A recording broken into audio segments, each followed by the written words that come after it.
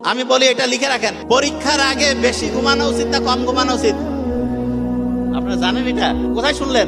ও, পরীক্ষার আগে বেশি ঘুমাইতে হবে কেন সেটা বলি আগে শুনেন। প্রথম কাজ যেটা করতে হবে প্রত্যেক স্টুডেন্টকে, ঠিকভাবে বেশি পরিমাণ ঘুমাইতে হবে, বেশি পরিমাণ ঘুম। আচ্ছা, পরীক্ষা আসলে পরীক্ষার আগে ঘুম বেশি বেড়ে যায় কার কার? হাত উঁচু করেন তো। Very fine. আচ্ছা শুনেন, আমি বলি এটা লিখে রাখেন, পরীক্ষার আগে বেশি ঘুমানো উচিত না কম ঘুমানো উচিত? আপনারা জানেন এটা? কোথায় শুনলেন?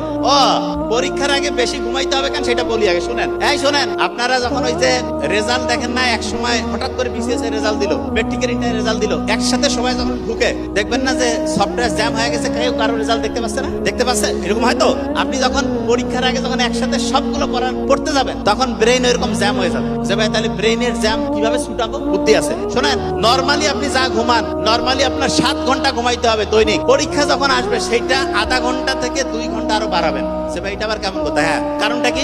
আপনি যেই পড়াটা পড়বেন, পড়াটা নরমালি আপনার এই পড়লাম, আপনার বাড়ির মধ্যে ওই যে বাইরে আছে না একটা বৈঠকখানা থাকে না বাইরে, ওই যে কয় না আগিনা, যখন আমরা একটা পড়া পড়ি ব্রেইনেরও একটা হচ্ছে আগিনা আছে, ওইখানে যে পড়াটা আগে থাকলো ওইখানে থাকলে কাম হবে না, ভিতরে একদম ড্রয়িং রুমে ঢুকাইতে হবে। ওইটার একটা স্পেশাল নাম আছে, হিপ্পোক্যাম্পাস। কি নাম? খুব কঠিন নাম, যাই হোক মনে রাখেন যে মেইন সফটওয়্যার যেই একদম লং টার্ম সফটওয়্যার সেখানে ঢুকাইতে হবে। তা ওই সময় ওই যেই পড়াটা আপনি এখন পড়লেন, এই পড়াটা প্রথমে তো বাড়ির আঙিনায় থাকলো, ওইখানে থেকে কাজ হবে না, ওইটাকে ঢুকাইতে হবে একদম ড্রয়িং রুমে। তা ড্রয়িং রুমে যাওয়ার জন্য সবচেয়ে ভালো যে টাইম, সেই টাইমে সে ড্রয়িং রুমে যায়, সেটা হচ্ছে ঘুমানোর টাইম। আপনি পরীক্ষার আগে বেশি পরিমাণ পড়া পড়েন না, তাহলে বেশি পরিমাণ পড়াকে আপনার পাস করে দিতে হবে না? বেশি পড়া যদি আপনি পাস করতে চান, ওই আঙিনা থেকে ড্রয়িং রুমে নিতে চান, তাহলে ওইটার জন্য বেশি পরিমাণ ঘুম দরকার কি দরকার নাই? বেশি পরিমাণ ঘুমাইতে হবে। বেশি পরিমাণ ঘুমাবেন, ব্রেইনের পড়াটা শর্ট টার্ম থেকে একদম লং টার্ম একদম ড্রয়িং রুমে সেট হয়ে যাবে। আচ্ছা, পড়ার সময় লেখেন কারা কারা? হাত উঁচু করেন তো।